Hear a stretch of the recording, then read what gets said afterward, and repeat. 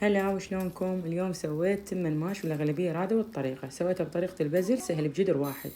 استخدمت كوب من الماش، غسلته وخليت عليه كمية من المي وغطيته وتركته على نار عالية تقريبا أخذ وقت 20 دقيقة. استوى عندي الماش بهالشكل هذا 3/4 استواء بدون ما ينمرض. أضغط على الحباية مستوية بس بدون ما تنمرض.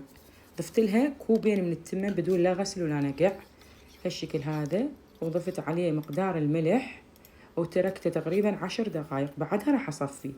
هسه استوى عندي التمن والماش. بجدر ضفت ملعقة سمن وضفت قليل من البصل الجوانح وحمسته وضفت التمن حتى يتهدى. بعدها راح أسوي بصل أكرمله بملعقة سمن وأضيفه على وجه التمن بعد ما يتهدى وأقلبه وأقدمه بهالشكل هذا. صار نثري وما أحكي لكم الريحة والطعم. وأكيد ما ننسى حصة الجيران لازم نطلعها.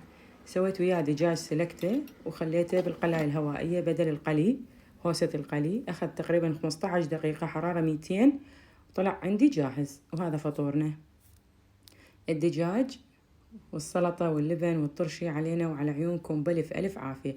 جربوا هاي طريقة التمن الماش كلش طيب.